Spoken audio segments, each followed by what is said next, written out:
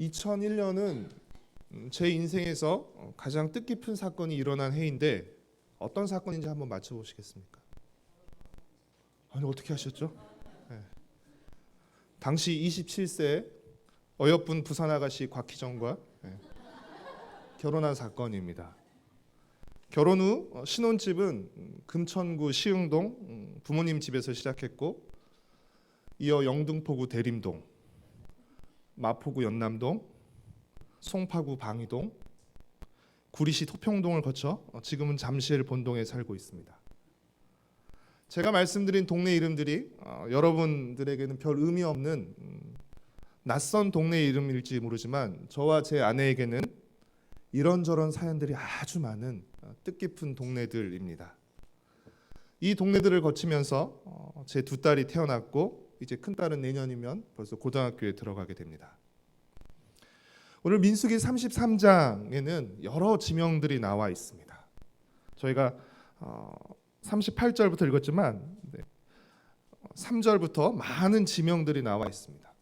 이렇게 많은 지명들을 읽으면서 여러분 혹시 이렇게 낯설고 무의미한 지명들을 굳이 이렇게 기록할 필요가 있나?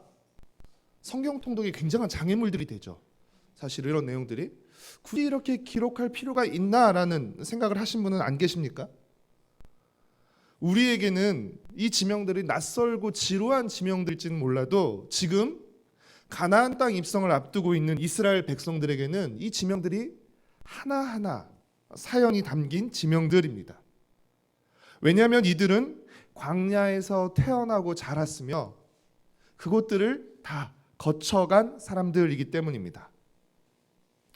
하나님은 이스라엘 백성이 가나안 땅 입성을 앞둔 그 상황에서 모세에게 지난 40년간의 광야 여정을 기록하게 하십니다.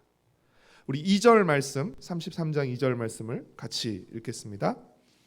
모세가 여호와의 명령대로 그 노정을 따라 그들이 행진한 것을 기록하였으니 그들이 행진한 대로의 노정은 이러하니라 라고 하면서 3절부터 그 노정들이 여정들이 계속 나오는 것이죠.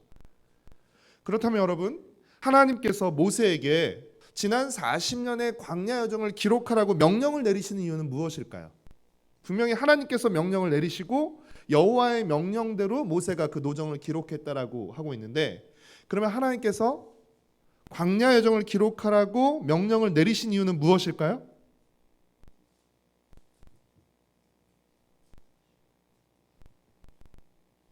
이 기록을 통해서 이스라엘 백성이 기억하기 위해서입니다. 그렇다면 도대체 무엇을 기억하게 하기 위한 것이었습니까? 도대체 무엇을 기억하게 하기 위해서 이렇게 긴 지명들, 많은 지명들, 40년간의 광야 여정을 기록하게 한 것이죠? 단순히 어디를 지나왔는지 이동 경로를 기억하라는 것입니까? 아니죠. 그렇죠? 단순히 이동 경로를 기억하라고 이 광야 여정 기록을 남긴 것이 아니라 정말 지난 40년의 광야 여정 기록을 통해서 이스라엘 백성이 잊지 말고 꼭 기억해야 할 사실은 무엇이에요? 함께 하셨던 하나님의 은혜입니다. 이들이 기억해야 할 것은 하나님의 은혜입니다. 이 광야 여정을 시작하게 하셨고 또 이 광야 여정 내내 함께 하셨고 그리고 마침내 이제 가나안 땅이 보이는 지금까지 이르게 한 하나님의 은혜를 기억하라는 것입니다. 출애굽은 이 광야 여정의 출발선에 해당되는 사건이죠. 그런데 어떻게 이 출애굽이 가능할 수 있었습니까? 3절과 4절 말씀을 우리 같이 읽도록 하겠습니다. 그들이 첫째 달 15째 날에 라암셋을 떠났으니 곧 6월절 다음 날이라. 이스라엘 자손이 애굽 모든 사람의 목전에서 큰 권능으로 나왔으니 애굽인은 여호와께서 그들 중에 치신 그 모든 장자를 장사하는 때라. 여호와께서 그들의 신들에게도 벌을 주셨더라. 이 출애굽은 광야 여정의 출발 사건인데요. 어떻게 이 광야 여정의 시작이 가능했던 것입니까? 한마디로 하나님의 권능 때문이었습니다. 이스라엘 백성이 애굽 군대와 싸워 이겼기 때문에 그들이 출애굽을 한 것이 아니라 하나님의 권능의 신으로 바로와 애굽의 신들을 치고 벌하셨기 때문에 이스라엘 백성은 애굽에서 나올 수 있었던 것입니다. 자신들의 힘이 아니라 하나님의 힘으로, 하나님의 권능으로 그들은 애굽을 나올 수 있었던 것입니다. 다시 말해 하나님의 은혜로 광야 여정의 첫 테이프를 끊을 수 있었던 것입니다. 그 이후 5절부터 15절까지는 람셋에서 시내산까지의 여정을 기록하고 있고 16절부터 18절까지는 시내산에서 바란 광야까지의 여정, 19절부터 37절까지는 바란 광야에서 호르산까지의 여정, 그리고 38절부터 39절까지는 호르산에서 모압 평지까지의 여정이 지금 33장에 소개되고 있는 것입니다. 여러분, 이 많은 지명들 중에서 여러분의 눈에 띄는 지명들은 어떤 지명들입니까? 우리 눈에 조금 그래도 좀 낯설긴 하지만, 이 지명들이 낯설긴 하지만 마라, 그렇죠? 르디딤, 기브롯 핫다와와, 그렇죠? 가데스, 이런 지명들이 조금 더 유독 눈에 띄게 됩니다. 근데 여러분, 제가 말씀드렸던 마라, 르디딤, 기브롯 핫다와와 가데스의 공통점이 무엇이죠? 이스라엘 백성들이 하나님을 불평하고 원망하거나 또는 하나님과 다투고 거역했던 곳이라는 것입니다. 여러분, 비단 이곳들에서뿐 아니라 많은 곳에서 이스라엘 백성은 곳곳에서 하나님을 불평하고 원망하면서 지속적으로 하나님을 거역했습니다. 말씀드린 네 곳에서만 한 것이 아니라 사실은 가는 데마다 거의 모든 곳에서 불평하고 원망하고 또 불순종했습니다. 여러분, 약속의 땅으로 들어가는데 시간이 얼마나 걸린 거죠? 지금 이제 약속의 땅에 들어가게 될 터인데요. 애굽을 나오고 약속의 땅에 들어갈까지 시간이 얼마나 걸린 것입니까? 40년 걸렸죠. 이 40년이라는 시간이 걸렸다는 것 자체가 이스라엘 백성이 순종하며 앞으로 나간 것이 아니라 불순종하며 뒷걸음질 치거나 아니면 옆으로 갔다는 것을 의미하는 것이죠. 사실은 40년이나 걸릴 만큼의 거리는 아니었던 것입니다. 그러니까 40년이나 걸렸다는 것 자체가 이스라엘 백성이 불순종하고 반역했다는 것을 우리에게 보여주는 것이죠. 한마디로 지난 40년간의 광야 여정은 가나안 땅을 약속으로 주시겠다고 하신 하나님의 약속을 불신하고 불순종했던, 그리고 불신실했던 이스라엘 백성들의 반역의 여정이었던 것입니다. 그러나 그럼에도 불구하고 지금 이렇게 이스라엘 백성이 가나안 땅 입성을 앞두고 있다는 사실은 무엇을 의미하는 것이에요? 이스라엘 백성들의 불신실함에도 불구하고 그들의 불신과 그들의 불순종과 거역과 반역에도 불구하고 하나님은 신실하게 가나안 땅을 약속으로 주시겠다고 하신 그 약속을 지키셨다는 것을 의미하는 것입니다. 따라서 지난 40년간의 광야 여정은 불신실한 이스라엘 백성들의 반역의 여정이며 동시에 신실하신 하나님의 은혜의 여정인 것입니다.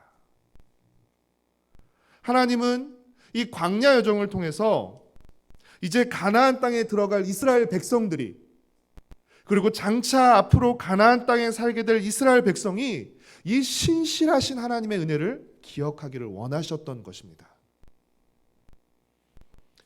사랑하는 성도 여러분, 광야는 어떤 곳이죠? 광야는 어떤 것도 심을 수 없고 거둘 수 없는, 한마디로 혼자 힘으로는 살 수 없는 곳입니다. 그런데 혼자 힘으로는 살 수 없는 이 광야에서 이스라엘 백성이 40년이나 살았다는 것은 무엇을 의미하죠? 혼자 힘으로 살 수 없는 광야에서 이스라엘 백성이 40년이나 살았다는 것은 무엇을 의미합니까? 누군가 도와주었다는 것을 의미하는 것이죠. 혼자 힘으로 살지 않았다는 것을 의미하는 것입니다. 하나님의 도우심과 하나님의 은혜가 있었다는 것을 의미하는 것입니다. 그렇기에 이스라엘 백성의 지난 40년간의 광야 여정은 하나님의 은혜 없이는 올 수 없었던 은혜의 여정인 것입니다. 사랑하는 성도 여러분, 어디 이스라엘 백성들 뿐이겠습니까?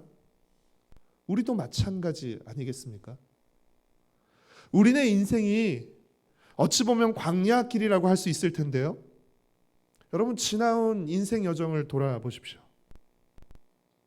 저마다 다른 일을 겪었고 또 저마다 다른 길을 걸어왔지만 공통적인 한 가지 사실이 있습니다. 그것은 무엇이죠? 우리의 지나온 여정에 하나님의 은혜가 있었다는 것입니다. 그렇죠? 살아온 동네가 다르고 살면서 겪었던 수많은 다른 일들이지만 그럼에도 불구하고 우리 모두가 고백하는 공통적인 한 가지 사실은 하나님의 은혜가 있었다는 것입니다. 이스라엘 백성이 혼자 힘으로 광야를 지나쳐 올 수 없었듯이 우리 역시도 혼자 힘으로 여기까지 온 게 결코 아니라는 것입니다.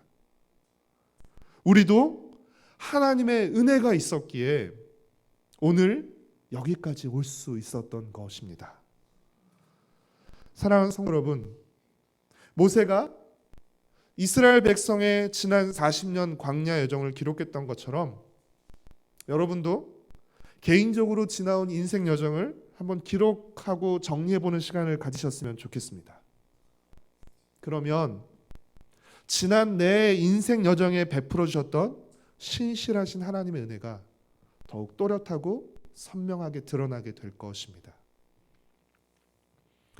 이스라엘 백성의 지난 40년의 광야 여정 기록은 그들이 하나님의 은혜로 살아왔다는 것을 말해줍니다. 그리고 동시에 앞으로 펼쳐질 가나안 땅에서의 삶도 하나님의 은혜로 살아가야 한다는 것을 말해줍니다. 아무것도 심을 수 없고 거둘 수 없는 척박한 광야에 비해서 가나안 땅은 젖과 꿀이 흐르는 땅으로 표현될 만큼 비옥한 땅입니다. 그러나 가나안 땅을 젖과 꿀이 흐르는 비옥한 땅으로 만드는 그 비는 누가 내리는 것입니까? 바로 하나님이 내리시는 것입니다. 하나님의 은혜 없이 광야에서 살 수 없었던 것처럼 하나님의 은혜 없이 살 수 없기는 가나안에서도 마찬가지인 것입니다. 이스라엘 백성이 이 사실을 잊어버리는 순간, 놓쳐버리는 순간 젖과 꿀이 흐르는 비옥한 땅인 가나안 땅은 그들에게 죽음의 땅이 되는 것이고 사망의 땅이 되고 마는 것입니다. 사랑하는 성도 여러분, 우리는 어렵고 힘들 때 주님을 간절히 의지하며 찾고 은혜를 구합니다. 그러나 형편이 조금 나아지고 편해지면 나도 모르게 주님을 찾지 않고 주님의 은혜를 구하지 않게 됩니다. 2달 전쯤 친척 결혼식에서 믿지 않는 사촌 여동생을 만나서 대화하던 중에 하나님께 은혜를 구해야 된다라는 말을 했습니다. 제가 하나님께 은혜를 구해야 돼라는 말을 했는데 사촌 여동생이 이 은혜라는 말을 굉장히 생소하게 느끼는 듯 했습니다. 왜냐하면 객관적으로는 저보다 훨씬 좋은 환경 속에 살고 있거든요. 근데 제가 하나님께 은혜를 구해야 돼 라고 하니까 그 은혜라는 말 자체를 굉장히 낯선 단어로 받아들인 듯 했습니다. 왜냐하면 가진 게 많으면, 그렇죠? 은혜 없이도 그냥 할 수 있기 때문에 그렇습니다. 사랑하는 성도 여러분, 하나님의 백성은 항상 하나님께 은혜를 구하고 또 받은 은혜에 감사하며 살아야 합니다. 하나님의 백성은 광야가 되었든 가나안이 되었든 하나님의 은혜 없이는 살아갈 수가 없다는 사실을 기억해야 합니다. 그렇지 않으면 얼마든지 하나님이 은혜로 허락하신 가나안 땅에서 하나님을 등지고 하나님을 떠날 수도 있기 때문입니다. 그래서 하나님은 모세를 통해서 이스라엘 백성에게 그들이 가나안 땅에 들어가면 어떻게 하라고 명령하십니까? 우리 51절부터 53절까지 말씀을 우리 같이 읽겠습니다. 이스라엘 자손에게 말하여 그들에게 이르라. 너희가 요단강을 건너 가나안 땅에 들어가거든 그 땅의 원주민을 너희 앞에서 다 몰아내고 그 새긴 석상과 부어 만든 우상을 다 깨트리며 산당을 다 헐고 그 땅을 점령하여 거기 거주하라. 내가 그 땅을 너희 소유로 너희에게 주었음이라.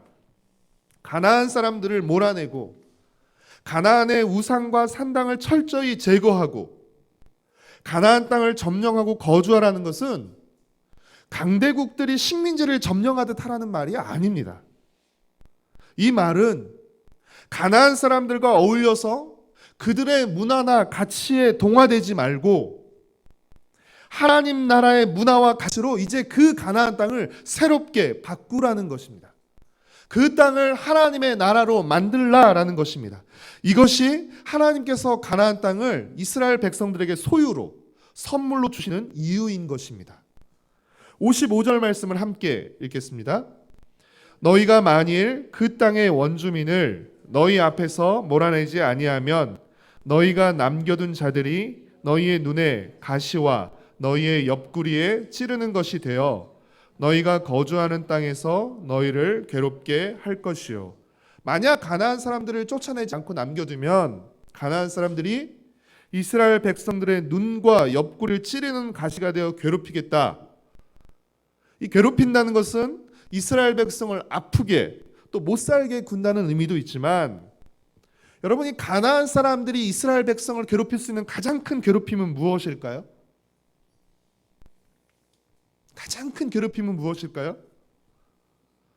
이스라엘 백성을 가나안 사람처럼 만드는 것입니다.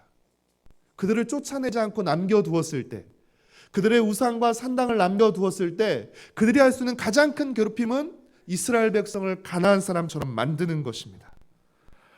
가나안 사람들을 몰아내지 않고 함께 어울리며 가나안의 우상과 산당을 제거하지 않으면 결국 가나안의 문화에 동화되어서 이스라엘 백성은 또 다른 가나안 사람이 되고 마는 것입니다. 여러분, 이스라엘 백성이 또 다른 가나안 사람이 되면 어떤 일이 일어나게 되죠? 56절에도 나와 있지만 어떤 일이 일어나게 되는 것입니까? 가나안처럼 망하게 되어 쫓겨나는 것입니다. 지금 가나안 사람들이, 하나님께서 이스라엘 백성을 통해서 가나안 사람들을 심판하시고 쫓아내시는 것이죠. 근데 그들을 쫓아내지 않고 그들과 똑같이 살아가게 되면 하나님이 가나안 사람들에게 하셨던 것처럼 이스라엘 백성도 벌하고 쫓아내시는 것입니다. 이스라엘의 역사 가운데 실제 이 일이 일어났죠. 북이스라엘은 아수르에 의해서, 남유다는 바벨론에 의해서 쫓겨나게 된 것입니다. 가나안에 살되 가나안 사람처럼 살지 않는 것을 두 글자로 뭐라고 표현할까요? 우리가 잘 아는 단어로 표현하면 거룩입니다. 가나안에 살되 가나안 사람처럼 살지 않는 것, 똑같은 땅에 살되 똑같은 방식으로 살아가지 않는 것, 거룩입니다. 이스라엘 백성은 하나님이 선물로 주신 가나안 땅에 들어가 살되 하나님을 의지하며 하나님만 예배하는 하나님의 백성으로 거룩하게 구별되게 살아야 하는 것입니다. 그래서 어떤 교수님이 이런 표현을 쓰시던데요. 하나님께서 가나안 땅을 이스라엘 백성들에게 주십니다. 하나님께서 주인이세요. 그리고 그 땅에 대한 비용으로 뭘 받으시냐면 거룩과 공의와 정의를 이스라엘 백성에게 임대료로 받으신다는 것입니다. 그 땅을 선물로 주시되 거룩한 삶, 공의와 정의를 행하는 삶으로 하나님께서 임대료를 받으신다는 거죠. 임대료가 밀리면 쫓겨나는 것이죠.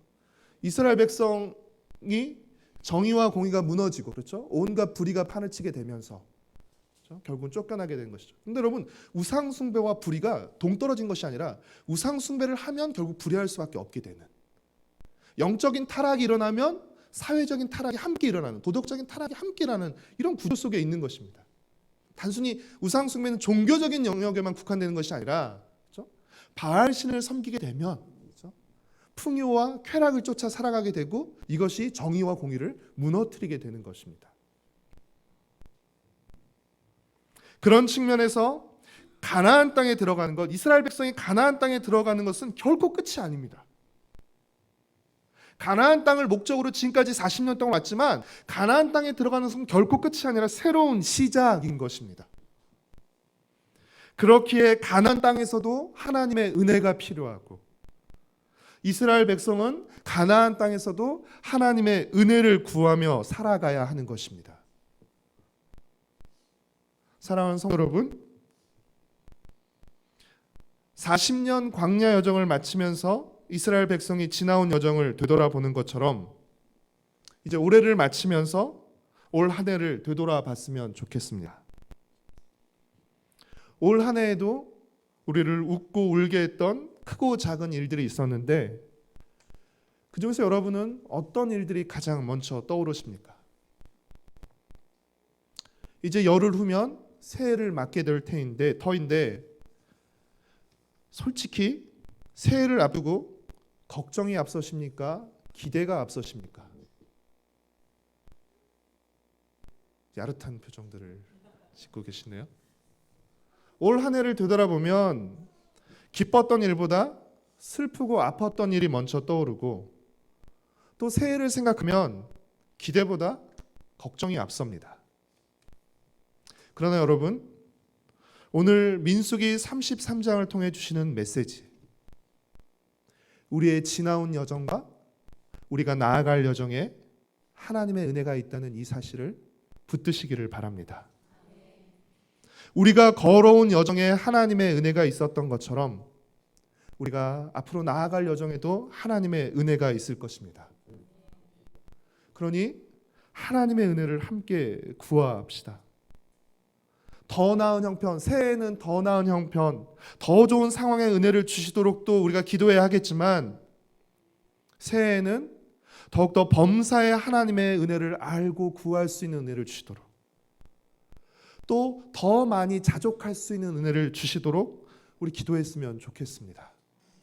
더 많이 주시게 해달라고도 기도해야 되겠지만 더 많이 자족할 수 있는 은혜도, 더 많이 감사할 수 있는 은혜도 주님 주십시오 라고 기도했으면 좋겠습니다.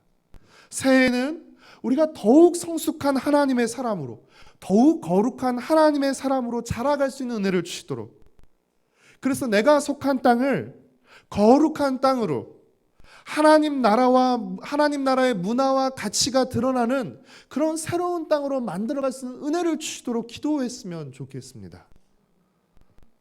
사랑하는 성도 여러분, 은혜 없이 혼자 힘으로 올 수 없었던 길에 지금 우리가 서 있습니다. 그리고 그 하나님의 은혜가, 변함없는 하나님의 은혜가, 그 차고 넘치는 하나님의 은혜가 혼자 힘으로는 도저히 갈 수 없는 우리의 남은 길도 걸어가게 하실 것입니다. 그래서 마침내 우리 작은 인생 역시 하나님의 은혜를 드러내고 찬양하는 은혜의 여정이 되게 만드실 것입니다. 39절에 보면, 38절에 보면 아론이 하나님의 명령으로 생을 마칩니다.